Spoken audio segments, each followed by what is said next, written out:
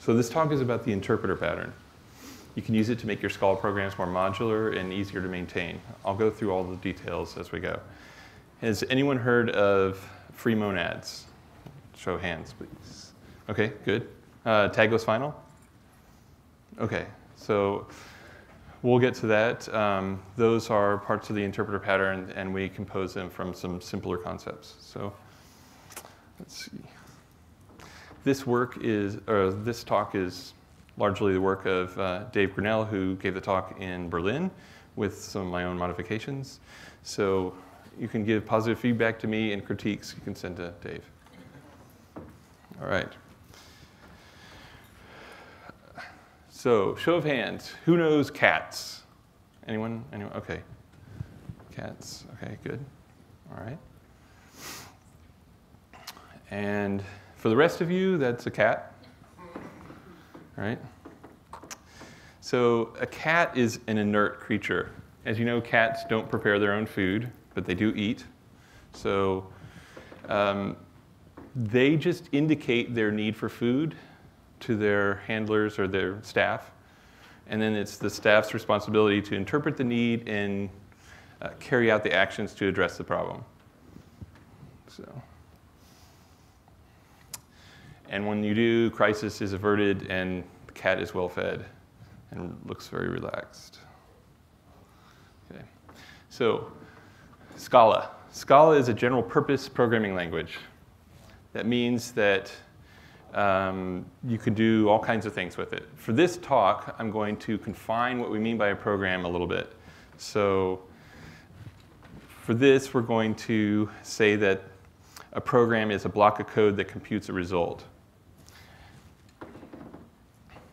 This could be a command line application, endpoint, web service, or some kind of piece of a larger application. General purpose programming languages are jacks of all trades, but masters of none. So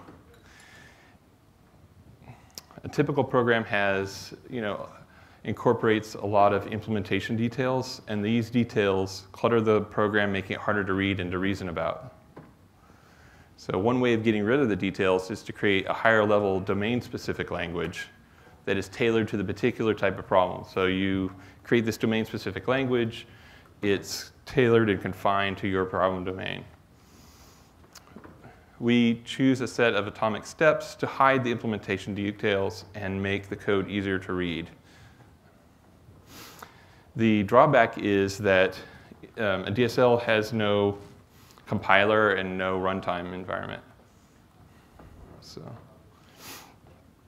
we split the code base into two parts. We have a program that represents a set of steps to run, and an interpreter that takes the program as input, does the work, and produces the result. Okay. Programs like cats are inert. They represent the structure of computation, but they don't do anything on their own. They can't. The interpreter provides the implementation details necessary for the program to run and has the semantics. The host language has a compiler and a runtime environment to make all this work. So splitting our code base into two has numerous advantages in terms of modularity and reuse. So you can separate your concerns, and then you can make it much more reusable and better. So from the interpreter's point of view, you can write an interpreter and reuse it with lots of programs. So you can have the same interpreter, and you've composed these different programs with this DSL, and you get different results. And it's easier to understand because we've taken care of all the implementation details in one place. We put them all in one place. From the program's point of view, we can have a different set of interpreters that interpret the program in different ways. So you have one program, many interpreters, different results.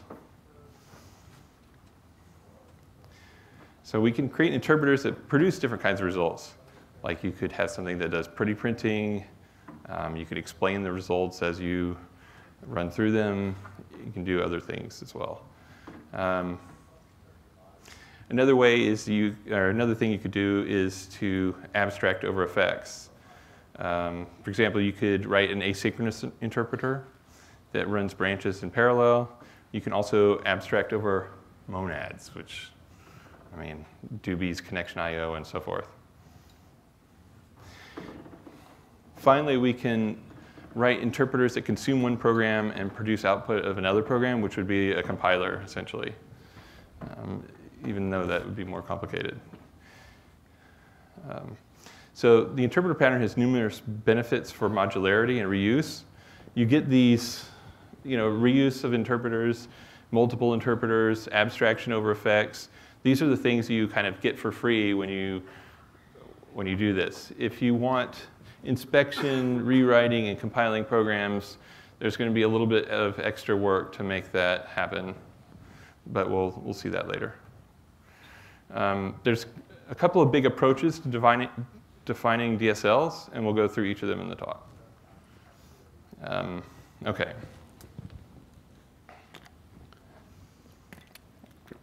The two main approaches would be reification and church encoding.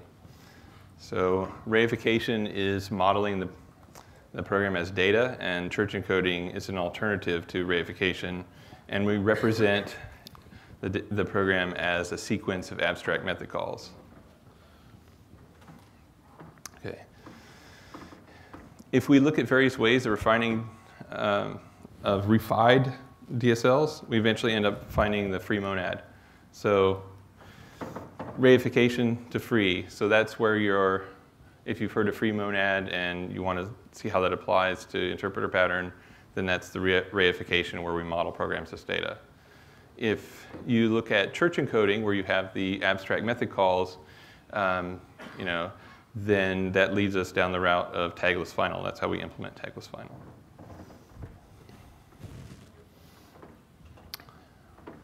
So there's another axis of consideration for creating DSLs. Like how closely does the DSL align with the host language, in this case, Scala.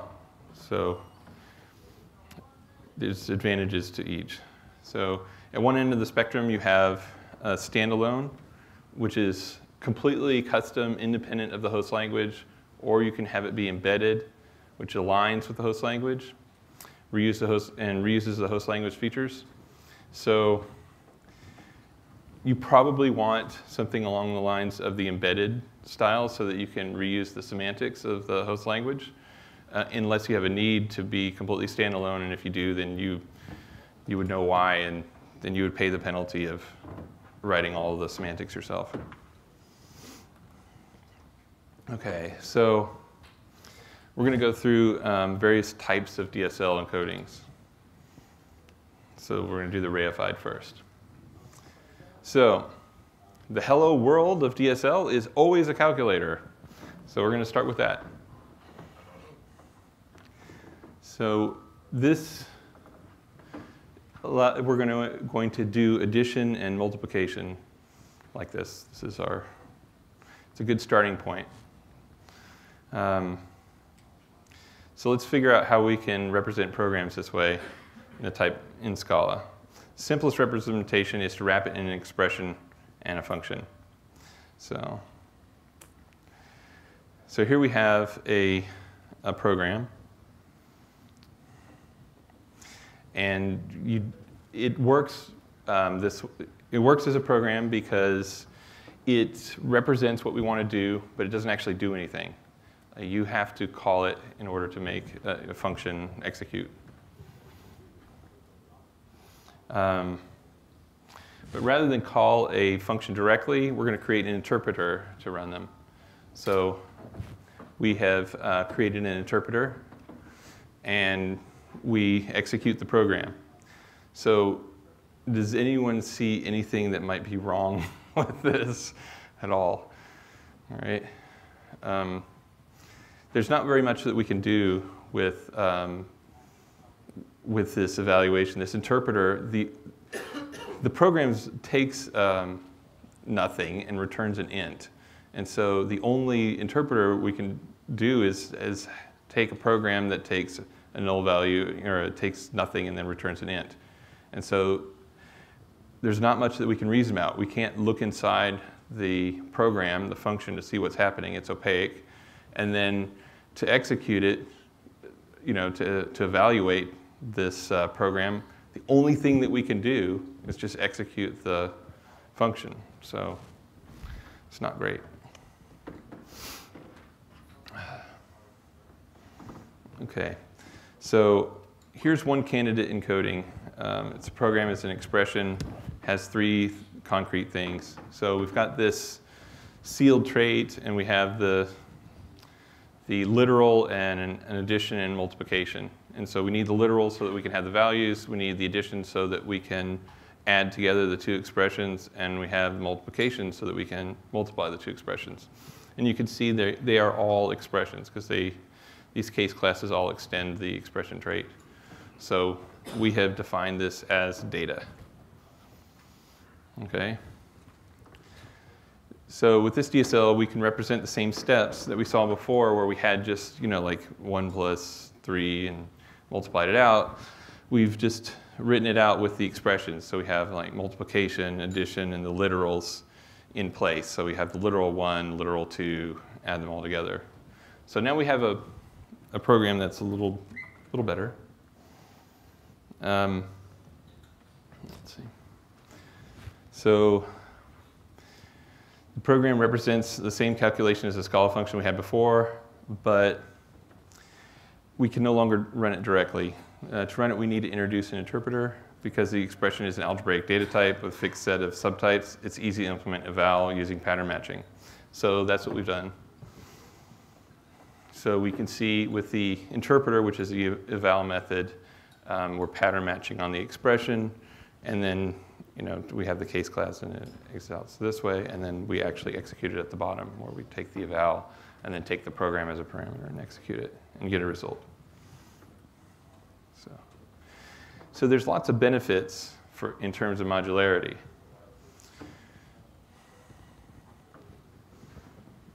So we can write an asynchronous interpreter that evaluates the branches in our DSL in parallel. So instead of just getting an expression, we can model things with this future so that we can have things in parallel, and it still works. We can write a PrettyPrint interpreter that traverses the expressions and prints them in string form. And you can see that all we did, we modified this out, and the return is the string, so it's pretty printable. And we know how to PrettyPrint because when we're pattern matching, we go through, we can see that we add things together. We hit the case of add, and we know that it's an addition, and we write out the string that we want. And it works nicely. Okay, we can even write a compiler that alters the structure of the program. That's what we talked about earlier, where we had this compiler option. This simplify method inspects and reorders the expressions to multiply out the brackets. Okay, and we can do that because we know what all the things are. We get all this flexibility because we've simplified the input language. So by constraining the input of our interpreter, we open up more options for its implementation. So the first interpreter that we saw was not very constrained, and so we have much more options now. Let's see. So a wise man once said, constraints liberate and liberty constrains. Words to live by. An example, providing a simple, let's see. Okay, so what about types?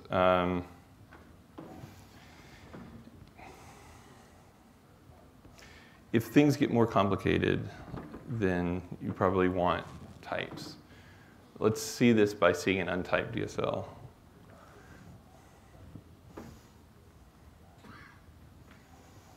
So to discuss this, we'll modify our program domain a little by introducing comparisons and Boolean operations.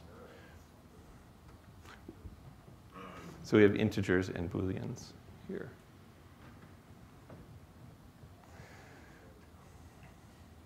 We can represent the programs exactly as before. However, we can represent invalid expressions also. You can see that this doesn't make sense, right? If you have this less than and you have this and inside of it, how are you going to do an and of two literals? Or that just doesn't make sense. But there's nothing preventing us from doing it.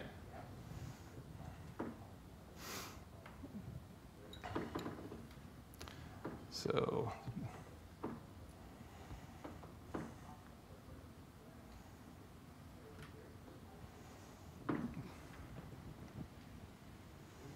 you could see, like, what do you know about it from this expression?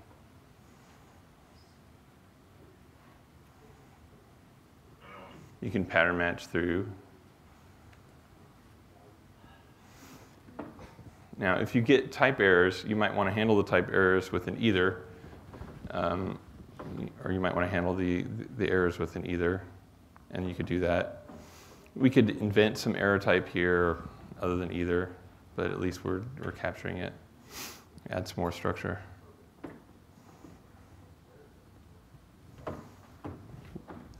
We can handle the disjunction between the result types by introducing an algebraic data type to wrap up the integer or a Boolean.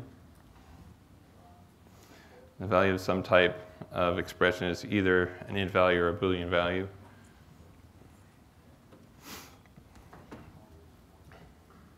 We can use some helper methods to make things a little bit better. So you go through there.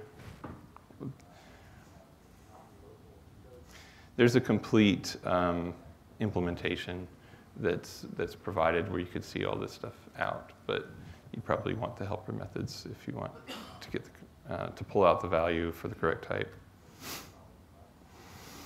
So here's the key point. The key point is that there's a mismatch between our DSL. There's an impedance mismatch between our DSL, which is untyped, and the Scala language, which is definitely typed. So because we're not using the types, we can represent things that we wouldn't normally represent in Scala. How can we make this simpler? So the way to make it simpler would be to use types. So rather than having to inspect everything and have potential errors and all this kind of stuff, we can use the types. Just recall this is what our untyped DSL looked like. So to add types to it, we just add a type parameter.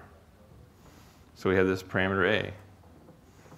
And it's just the type that the expression will compute. So a literal can return any type. A less than returns a Boolean and expects operands that return integers. And a Boolean expects operands that returns Booleans.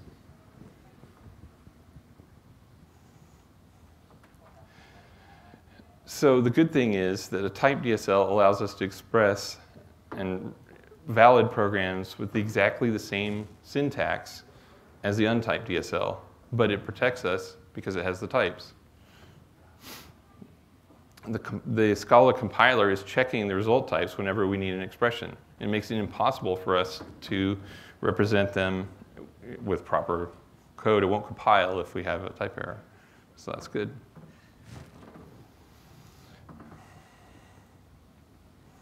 The advantage is that the types in our DSL map directly onto the types in Scala. So the implementation of our interpreter becomes trivial. Because we're leaning on Scala host language, we can take advantage of the type system and we can make our stuff a lot simpler. We don't have to, we use the type system to handle these implementation details. So we can easily create an asynchronous version of the interpreter like we did before. We just add future here and we wrap up that A. We can do the PrettyPrint expressions the same way. And we can inspect and rewrite expressions. The interpreter pre-computes the results of less than, and the expression produces a program containing only Boolean literals and logical operators.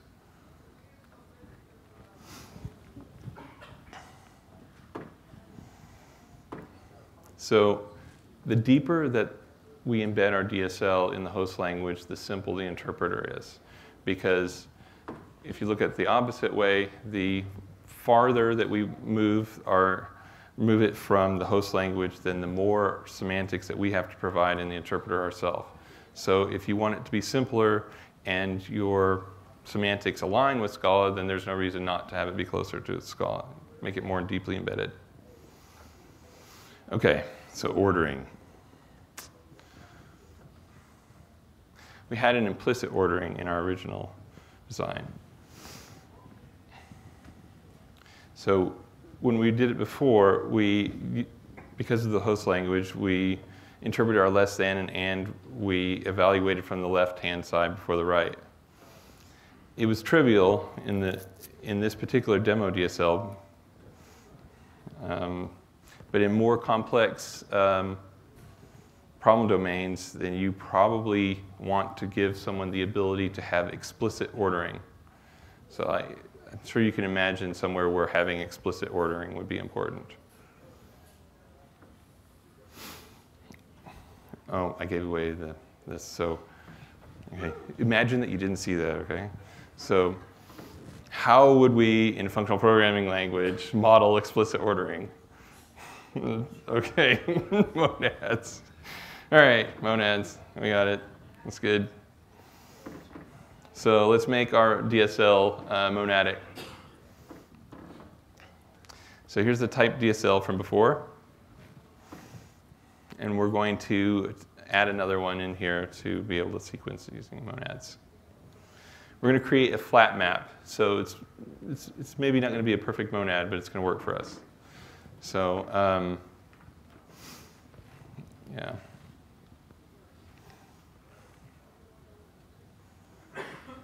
So you could create this flat map to have arbitrarily long sequences, because that's how you would sequence them all together using that monad. Okay. So we no longer need arguments less than and to be instances of expressions, because we're using the flat map to do this sequencing.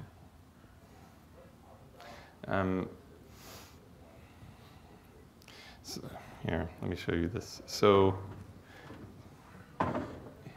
if you look at this literal, it looks very much like the pure or the point, the pure from cats or the point from Scala Z, so we'll just go ahead and rename it. So it looks like that. It's exactly equivalent, the same idea, putting things in context. So you have that arbitrary value A, and then you end up with this expression of A. Okay. So because we've changed the DSL to use this flat map, we can't directly nest the sub-expressions anymore. We're using flat map to do the sequencing. So what would it look like?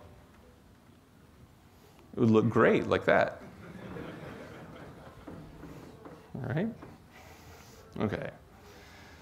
So we get all this sequencing, and this sequencing is something that the user defines with their program. They put all the flat maps in, they figure out how they want it all to work, and it unwinds exactly the way they designate. And it looks great. So if we add a few methods, then we can use a for comprehension, and then it looks like what you probably want, right? There's got to be some relief there, right? See it like that. Okay. So we have precise control over the ordering of the statements, and we can shuffle them arbitrarily with the sequence as long as we never use the value of the variable before we introduce it. So just same as any for comprehension. Okay.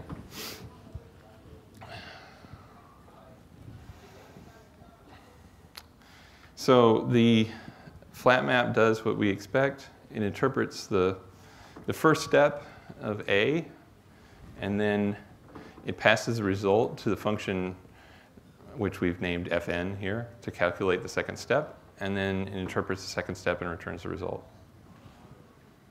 Great. It's trivial still to write implementations to handle different effects. We can no longer execute branches in parallel because we've only encoded sequencing using flat map. But you can, as an exercise, you can do it using a parallel step as an implicative functor or the equivalent. Okay.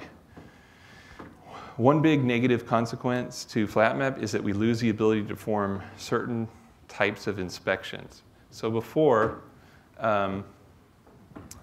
before we could we could look at different things because we had these, we can inspect the code, and now all the sequencing is happening on flat map. We don't really know what's happening as much.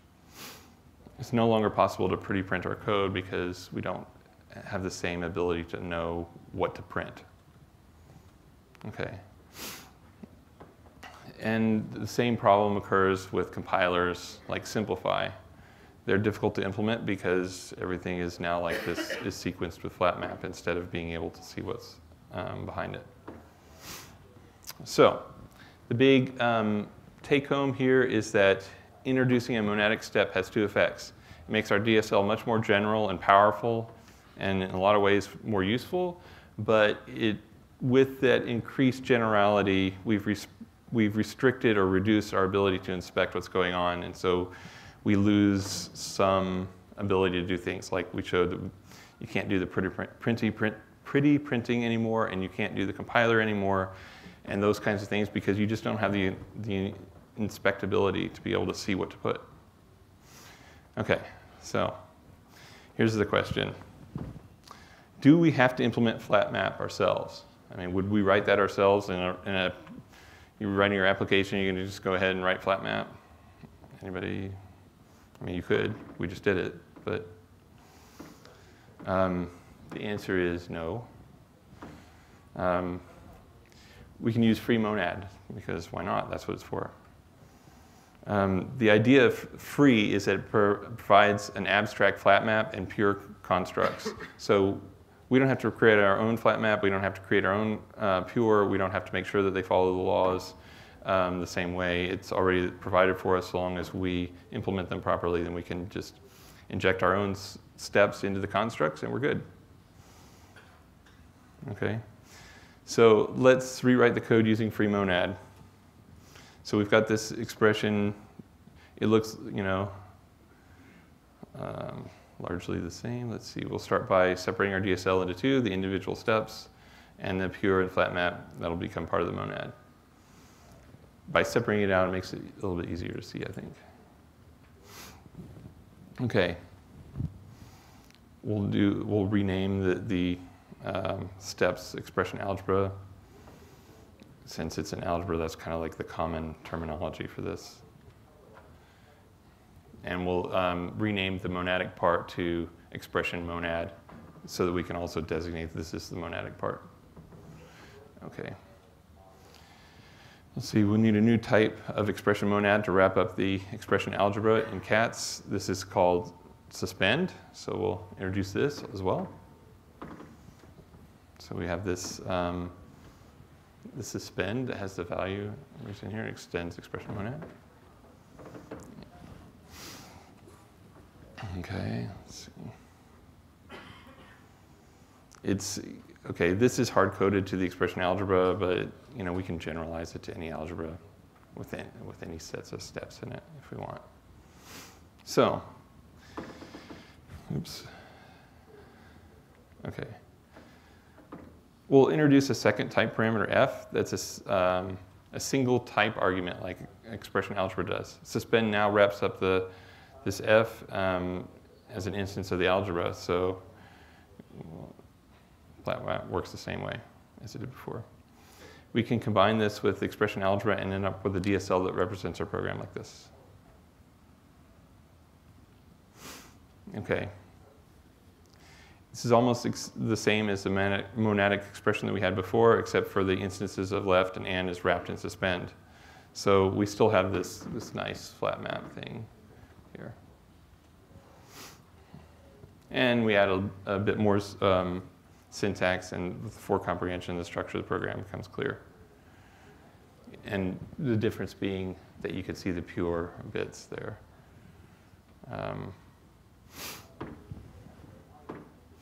This is how you would import it. Typically, we'd find our algebras before, import free from our favorite functional programming library, and create a type alias that specifies free to our algebra.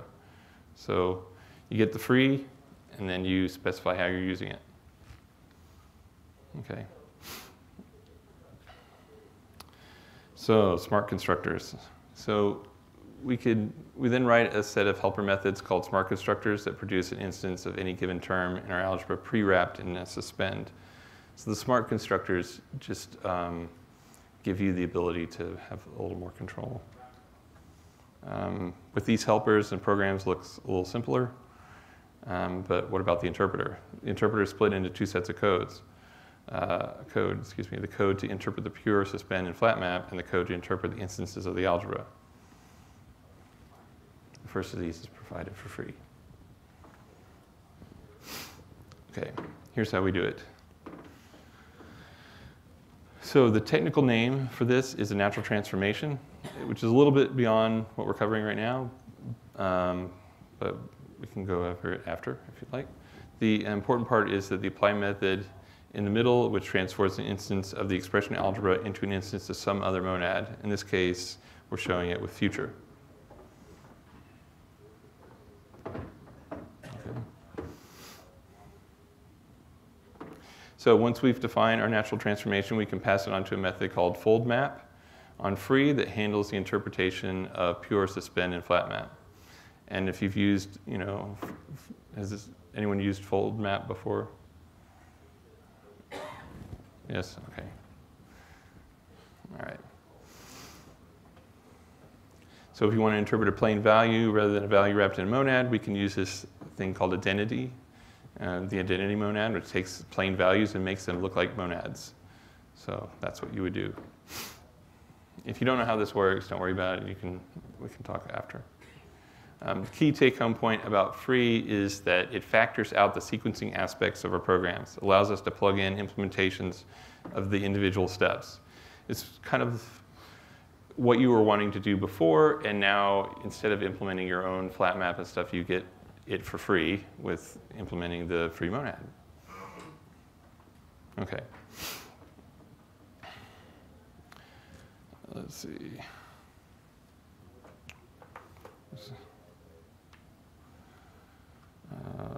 Let's get through this. Predefine data types.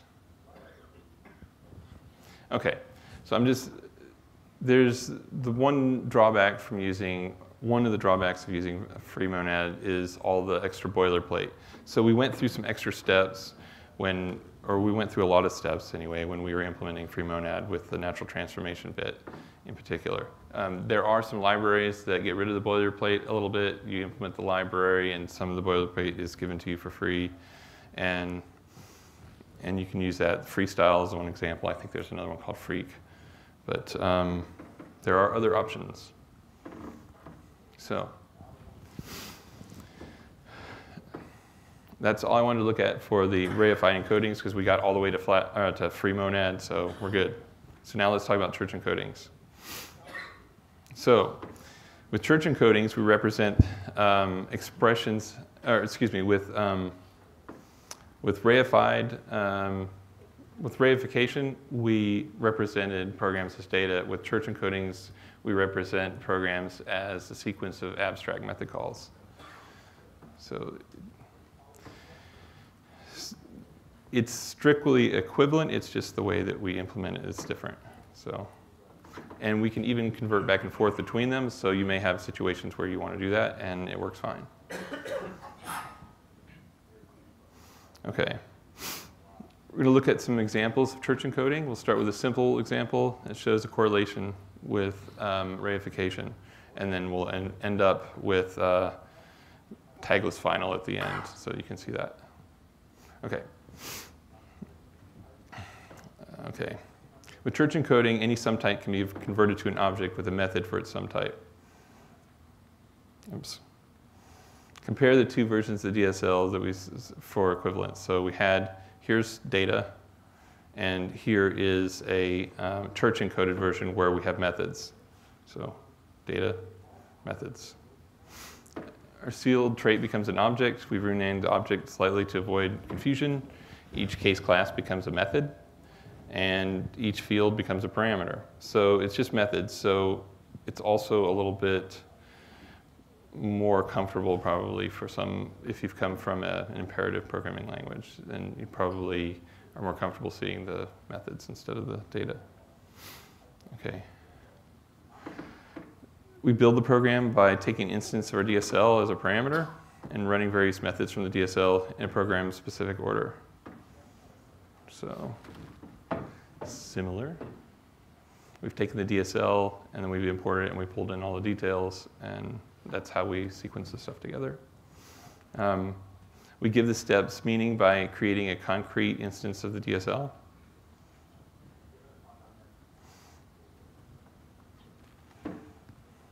So I'm mapping it to the simplest expression that you could with Scala. So the result is like just a regular Scala expression. And then we just run the program by calling it its method. So we have that interpreter, and we have the program. We pass it, and we call it, and we get the result. Okay. We can't really implement many different versions of the interpreter here. The message signature is too specific. We also can't abstract over the effects. To do this, we need to introduce another level of indirection. So you probably can imagine how that would look. And that brings us to the tagless final. Okay. Or is it finally tagless? You'll hear it a lot of different ways. Regardless, it's the same as what we had before. So tagless final is church encoding with an additional type parameter that allows us to abstract over effects. That's all that it is. And if you look at our existing DSL as comparison, it looks like that. And then we just add the type parameter so that we can abstract over the effects. So, you know, that F. We combine the F to different concrete types for different interpreters to get different results. Here's an interpreter that binds F to future, creating an asynchronous version of our DSL. So we've just, in the interpreter, we have bound that type parameter F to a future, to a particular to future, and then we can have it work the same way. We just, instead of returning the direct results like A minus B, we now have future successful A minus B. And that interpreter is the asynchronous interpreter. And as we saw before, you can have numerous different interpreters. This would just be one of them. This is one that uses future. Okay. So here's one that doesn't use future. So we can take this interpreter and bind it to ID. So now we have a synchronous DSL.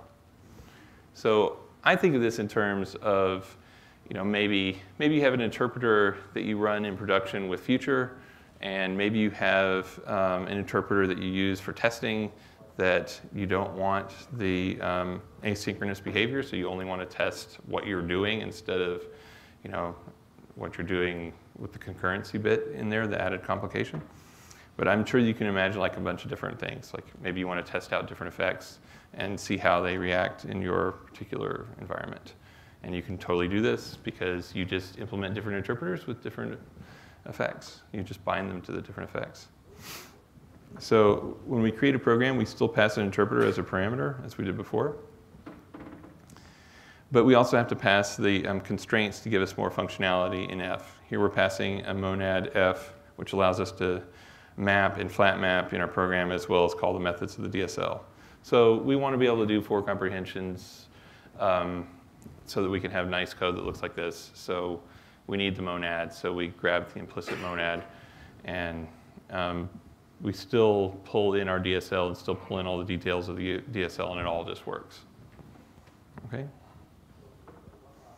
All right.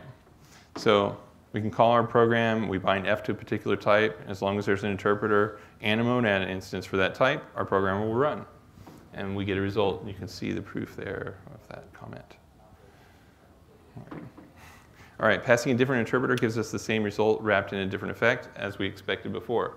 So we had 2 different interpreters. We ran them. We get different results because we had different interpreters because we bound to different effects. Okay. So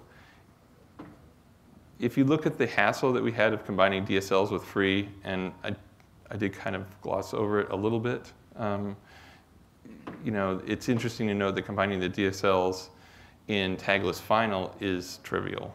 I mean, less boilerplate, it's a lot easier. Okay, we simply pass we can combine two DSLs together, so we can just pass two DSLs to a programmer instead of one, restrict them with the same type F, and we get the same sharing of flat map and map as free gave us. Okay. So like free, our programs are somewhat opaque and difficult to inspect. But if you're going to be using this, then you probably don't need that kind of type inspection. So you're going to be using this in a place where that difficulty of inspection isn't necessary. Like you want this ability to have this abstraction, and it's worth it. I think Tagless Final produces a really elegant encoding for combining TSLs and abstracting over effects, and does it with less boilerplate. So that's really all there is to Tagless Final. So let's just kind of recap what we talked about. Tagless Final is kind of like the ultimate for the church encodings, as far as I'm concerned. So we've been discussing various ways of implementing the interpreter pattern in Scala. So this interpreter pattern is really just, we created a program which is sort of confined and smaller domain, and it's domain specific. It's a little bit more confined. We created an interpreter to have all the implementation details and semantics, and then we get a particular result. That's all the interpreter pattern is. Okay, and then we saw that this is good because you can have multiple programs in a single interpreter and get different results. And you can go the other way as well. You can have like one program and multiple interpreters and also get different results. And of course, I'm sure you have situations where you would have multiple programs and multiple interpreters and get all kinds of different results. So reification is modeling the core as data, and church encoding is modeling as code, as methods. And reification leads to free, and church encoding leads to Tagless Final. Okay. We also talked about the standalone versus being embedded. And if you have a standalone, it's completely custom. You have like some reason that you're deviating from the Scala so that it makes sense to pay the penalty of writing all your own semantics. Or embedded, you just reuse some of the host language features, and then you don't have to implement those yourself. And here's some links, and there's other links that I can provide later. And if there's also slides and code samples that'll be available online, and you can get them there. Now I can take questions. There's a microphone somewhere. Nope. Okay. I think we're out of time for questions. So if you have questions, find me after the talk, and I'll do my best to get your answers.